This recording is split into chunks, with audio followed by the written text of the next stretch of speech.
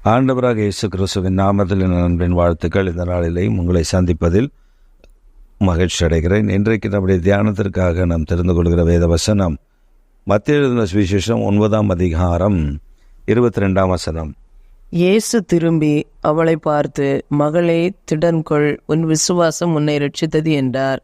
அந்நேரம் முதல் அந்த ஸ்திரீ சொஸ்தமானாள். இயேசு அந்த ஸ்திரீயை பார்த்து, மகளே, உன் விசுவாசம் உன்னை ரட்சித்தது. திடன்கொள், உன் விசுவாசம் உன்னை ரட்சித்தது. அந்நேரம் முதல் அவள் சுகமானாள். உன் விசுவாசம் உன்னை ரட்சித்தது. இயேசு அந்த பகுதி வழியாக கடந்து வருகிறார். அப்பொழுது இந்த ஸ்திரீ தன்னுடைய பாடுகள் நிறைந்த வாழ்க்கை, சரீரத்தில் வியாதி சுகமாகவில்லை, வைத்தியர்களெல்லாம் அவள் போய் தன் பணங்களை எல்லாம் செலவழித்து விட்டார். இப்பொழுது அவருடைய இருதயத்தில் ஒரு எண்ணம் தோன்றுகிறது. 12 ஆண்டுகள் இத்தனை பாடுகள் நான் சகித்து விட்டேன், இனி நான் என்ன செய்வது? சரி, இயேசு வருகிறார், அவர் வஸ்திர தொங்கலையாவது நான் தொட்டுவிடலாம், அவர் வஸ்திரத்தின் தொங்கலையாவது நான் போய் தொட்டுவிட வேண்டும் என்று சொல்லி இயேசுடைய வஸ்திரத்தை தொடும்படி அந்த கூட்டத்தில் நெருங்கி கொண்டு போகிறார். இயேசு நின்றார். என்னை தொட்டது யார் என்று கேட்டார்.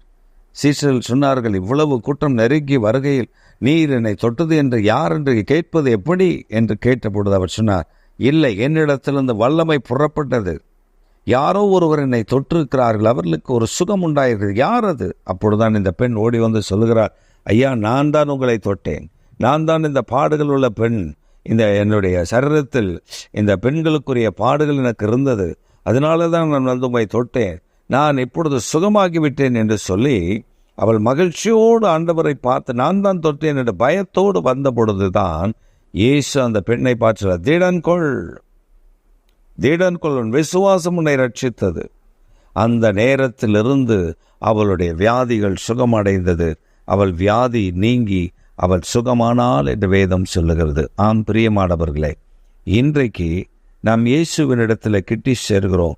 விசுவாசத்தோடு கிட்டி சேர்கிறோமா? ஏதோ ஒரு காரியம் என் வாழ்க்கையில் நடக்க வேண்டும் என்று வருகிறோம். ஏதோ ஒரு காரியம் என் வாழ்க்கையில் கர்த்தர் கொடுக்க வேண்டும் என்று நாம் வருகிறோம். ஏதோ ஒரு காரியத்தை நான் பெற்றுக்கொள்ள வேண்டும் என்று வருகிறோம். இல்லை பிரியமானவர்களே, ஆண்டவரிடத்தில் நாம் வரும்பொழுது விசுவாசத்தோடு அவரை நான் தேடுவேன், அவரை நான் நோக்கி பார்ப்பேன், அவருடைய நாமத்தின் மேல் விசுவாசம் வைக்கிறேன், அவர்தான் எனக்கு எல்லாம் என்று சொல்லி நாம் அவரை சார்ந்து வந்துவிட்டால் போதும். வேதம் சொல்லுகிறபடி, திடன்கொள், நீ திடன்கொள், உன் விசுவாசம் உன்னை ரட்சித்தது. அவள் சுகமாகினாள். அவள் அந்த நிமிடத்தில், அந்த நேரத்தில் தானே குணமடைந்தாள். உங்களை சுகமாக்க அவர் ஆயத்தமாயிருக்கிறார். உங்களுக்கும் அந்த சுகத்தை கற்றிட அவர் போதுமான தேவனாய் இருக்கிறார். இன்று ஒரு அற்புதத்தை நீங்கள் காண்பீர்கள். ஆமென், ஆமென்.